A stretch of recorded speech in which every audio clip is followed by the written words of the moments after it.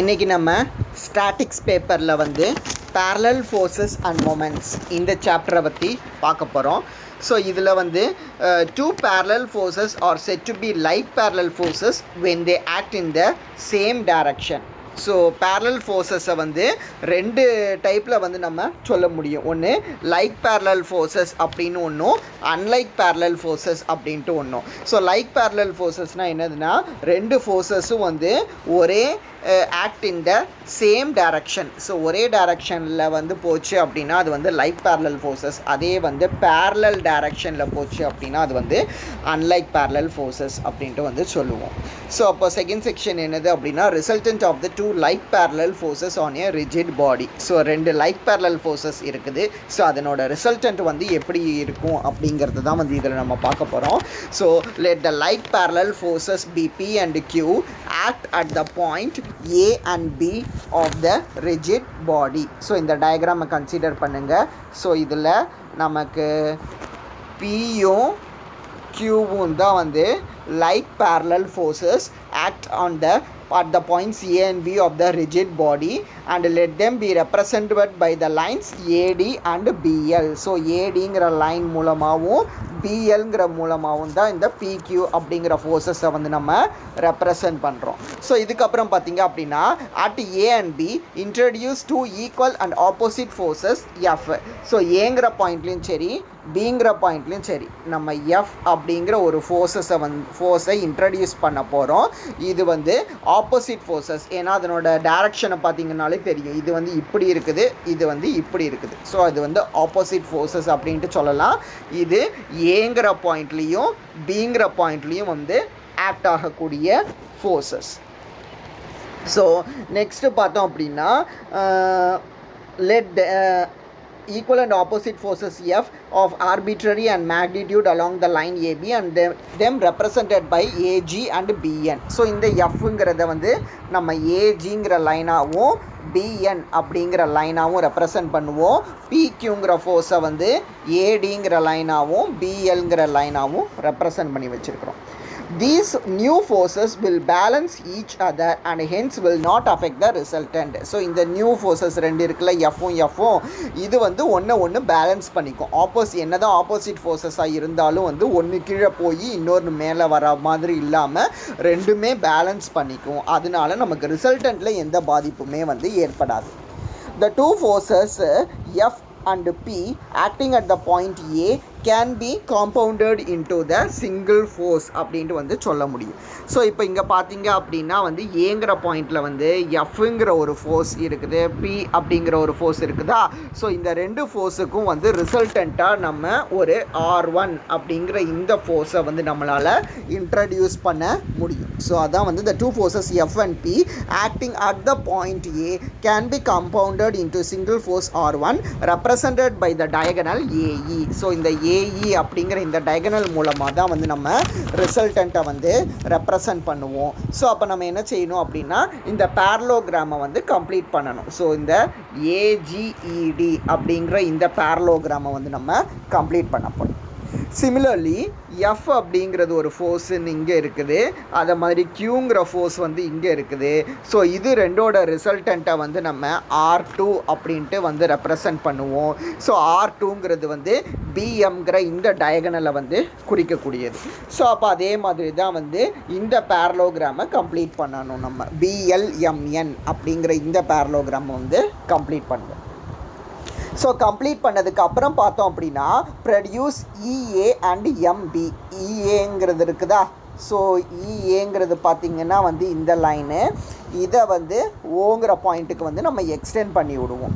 இதே மாதிரி MBங்கிறது இந்த லைனு, இதையும் வந்து ஓங்கிற பாயிண்ட்டுக்கு வந்து நம்ம எக்ஸ்டெண்ட் பண்ணி விடுவோம். Produce EA and MB, let them meet at the point O.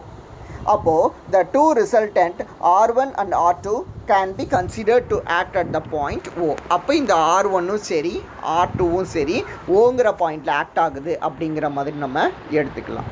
So ஓங்கிறது ஒரு பாயிண்ட்டுன்னு இருந்துச்சு அப்படின்னா, இந்த பாயிண்ட்டுக்கு மேலே ஒரு லைன் வரைய போகிறோம். அதுதான் Y'(OY) அப்படிங்கிற லைன்.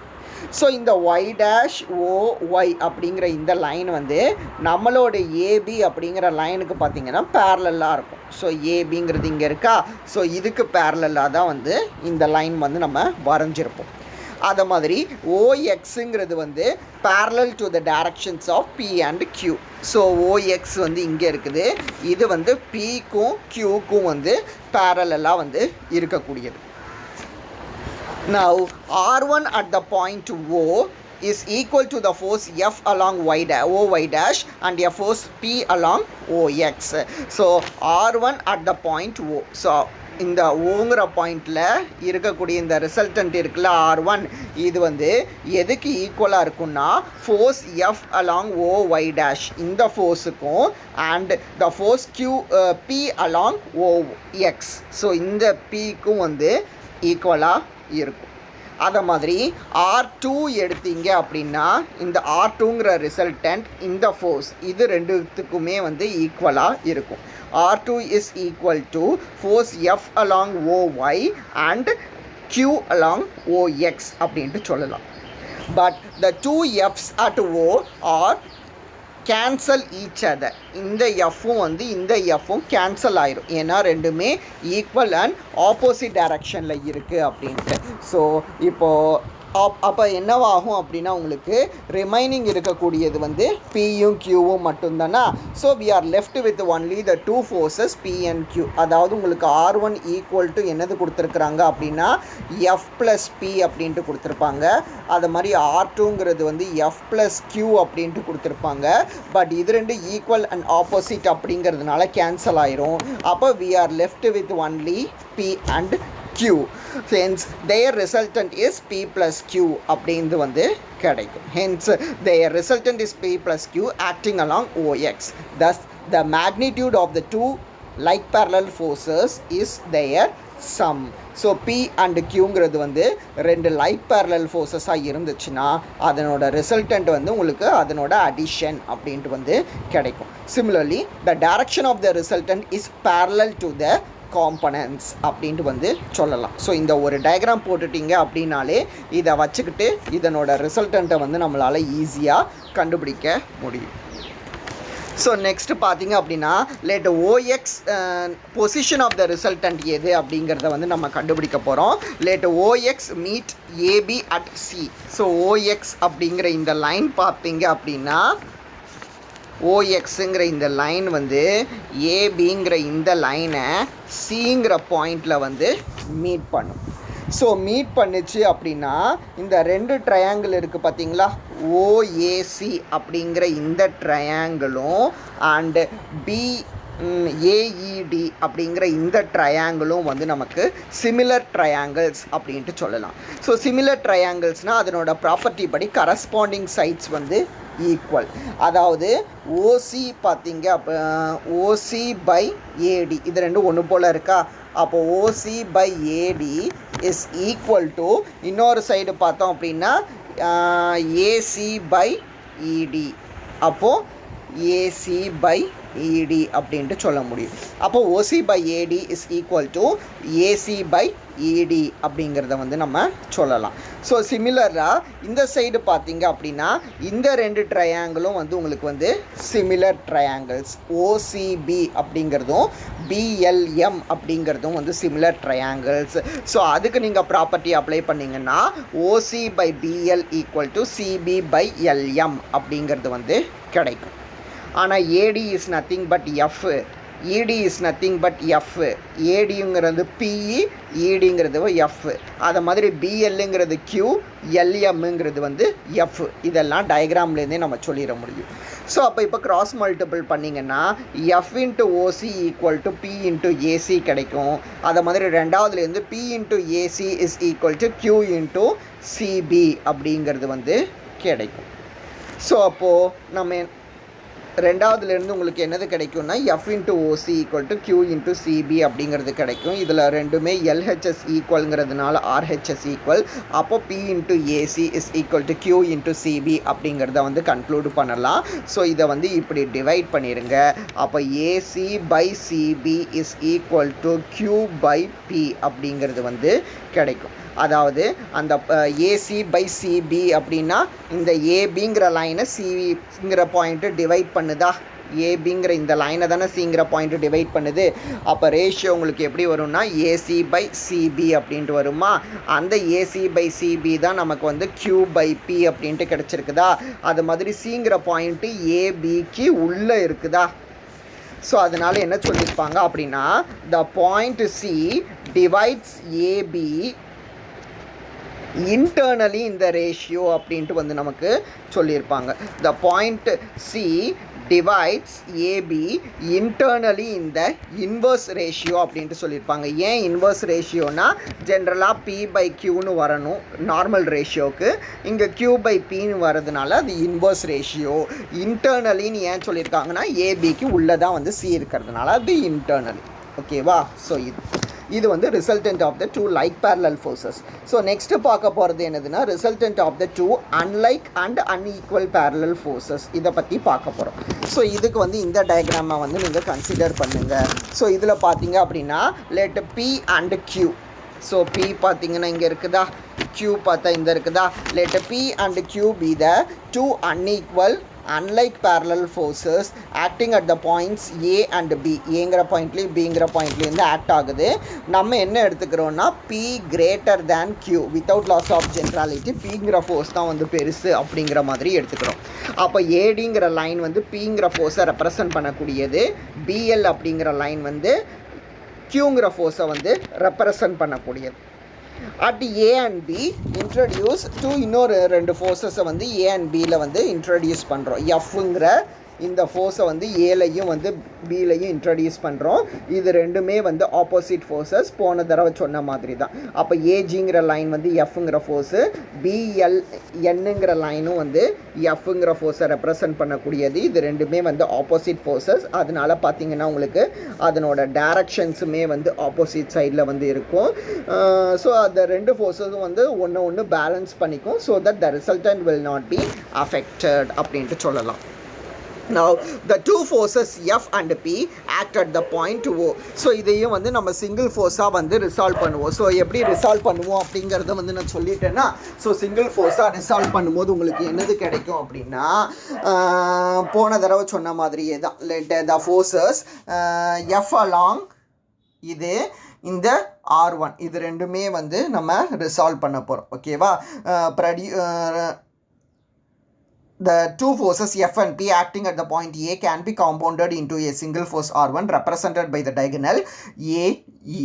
So இது வந்து ஏஇ அப்படின்ட்டு. அது மாதிரி இது வந்து இந்த R2 வந்து நம்ம இதனோட ரிசல்டன்ட் அப்படின்ட்டு வந்து சொல்லுவோம். ஓகேவா. ஸோ தட் நம்ம என்ன செய்வோம் அப்படின்னா பேரலோகிராமை வந்து கம்ப்ளீட் பண்ணுவோம். ஏஇஜிடிங்கிற பேரலோகிராமையும் பிஎல்எம்என் அப்படிங்கிற இந்த பேரலோகிராமையும் வந்து நம்ம கம்ப்ளீட் பண்ண போகிறோம். ஸோ இதுக்கப்புறம் பார்த்தீங்க அப்படின்னா ப்ரொடியூஸ் ஏஇ அண்ட் எம்பி இது ரெண்டையும் வந்து எக்ஸ்டெண்ட் பண்ணி ஓங்கிற பாயிண்டில் மீட் பண்ணுற மாதிரி கொண்டுட்டு வருவோம். ஸோ இதை பார்த்தீங்கன்னா தெரியும். ஏஇங்கிற லைன் எக்ஸ்டெண்ட் பண்ணி ஓக்கு கொண்டுட்டு வந்திருப்போம். இதை எக்ஸ்டெண்ட் பண்ணி ஓ அப்படிங்கிறதுக்கு கொண்டுட்டு வந்திருப்போம். ஸோ ஓங்கிற லைன் பாயிண்டில் ஒய் டேஷ் ஓஒய் அப்படிங்கிற இந்த லைனையும் நம்ம வந்து வரைஞ்சி வச்சுருப்போம். ஸோ அதெல்லாம் தான் வந்து உள்ளே கொடுத்துருக்காங்க. இந்த கன்ஸ்ட்ரக்ஷன்ஸ் எல்லாமே முன்னாடி பார்த்த மாதிரி தான். The two F's at O cancel at each other because they are equal and opposite. So R1 at the point O is equal to அங்கே சொன்ன மாதிரி R1 வந்து எதுக்கு ஈக்குவலாக இருக்குன்னா F ப்ளஸ் Pக்கு வந்து ஈக்குவலாக இருக்கும். R1ங்கிறது வந்து F ப்ளஸ் Pக்கு வந்து ஈக்குவலாக இருக்கும். அதை மாதிரி R2ங்கிறது பார்த்தீங்க அப்படின்னா F ப்ளஸ் Qக்கு வந்து ஈக்குவலாக இருக்கும். ஸோ இது ரெண்டுமே ஈக்குவல் அண்ட் ஆப்போசிட் அப்படிங்கிறதுனால வந்து கேன்சல் ஆகிடும். ஸோ ஆனால் நம்ம என்னென்னு எடுத்து வச்சுருக்கிறோன்னா வந்து P greater than Q அப்படின்ட்டு எடுத்து வச்சுருக்கிறோமா. அப்போ ரிசல்டன்ட் வந்து உங்களுக்கு என்னது கிடைக்கும் அப்படின்னா P minus Q அப்படின்ட்டு கிடைக்கும். இந்த Pங்கிறது வந்து OXயில் ஆக்ட் ஆகும், Qங்கிறது வந்து XOவில் ஆக்ட் ஆகும். அதாவது இந்த டயக்ராமை பார்த்தீங்க அப்படின்னாலே வந்து உங்களுக்கு தெரியும். ஸோ பிங்கிறது பார்த்தீங்க அப்படின்னா வந்து எதில் ஆக்ட் ஆகுது, எக்ஸ்ஓவில் ஆக்ட் ஆகுது. க்யூங்கிறத பார்த்தீங்கன்னா அது வந்து ஓஎக்ஸில் வந்து ஆக்ட் ஆகக்கூடியது. ஸோ இது ரெண்டுமே ஈக்குவல் அண்ட் ஆப்போசிட் அப்படிங்கிறதுனால பி மைனஸ் கியூ அப்படின்ட்டு சொல்லுவோம். So the magnitude of the resultant of the two unlike parallel forces is their difference. So unlike parallel ஃபோர்ஸஸ்க்கு மேக்னிடியூட் வந்து பி மைனஸ் கியூ அப்படின்ட்டு கிடைக்கும். So the direction of the resultant is parallel to and in the sense that the greater component. So direction வந்து greater component பொறுத்தது தான். So next என்ன செய்வோம் அப்படின்னா வந்து position of the resultant. So ரிசல்டண்ட்டோட பொசிஷன் கண்டுபிடிக்கணும். ஸோ இதுவும் மேலே கண்டுபிடிச்ச மாதிரியே தான். ஓசிஏங்கிற ட்ரையாங்கிளையும் இஜிஏங்கிற ட்ரையாங்கிளையும் கன்சிடர் பண்ணோன்னா அது similar triangles. So similar triangles அப்படிங்கிற போது உங்களுக்கு என்ன செய்யணும் அப்படின்னா அதனோட கரஸ்பாண்டிங் சைட்ஸ் வந்து ஈக்குவல். ஸோ அதை ஈக்குவேட் பண்ணும்போது OC by EG equal to CA by GA அப்படிங்கிறது வந்து கிடைக்கும். But EG is nothing but P and GA is nothing but F அப்படிங்கிறதுனால OC by P is equal to CA by F அப்படிங்கிறது வந்து வரும். So இது ஒரு ட்ரையாங்கிள். சிமிலர்லி ஓசிபியும் பிஎல்எம்மும் வந்து சிமிலர் ட்ரையாங்கிள்ஸ். அப்போ OC by BL is equal to CB by BM அப்படி LM அப்படிங்கிறது வந்து கிடைக்கும். பட் பிஎல்லோட சைடு பார்த்தீங்கன்னா கியூ, எல்எம்மோட சைடு பார்த்தீங்கன்னா எஃப். ஸோ இது கிடைக்கும். இதுக்கப்புறம் கிராஸ் மல்டிபிள் பண்ணணும். ஸோ கிராஸ் மல்டிபிள் பண்ணால் எப்படி ஃபஸ்ட் ஈக்குவேஷனில் F into OC equal to P into சிஏன்னு கிடச்சிருக்குதோ அதை மாதிரியே செகண்ட் ஈக்குவேஷனில் வந்து F into OC equal to Q into CB அப்படிங்கிறது வந்து கிடைக்கும்.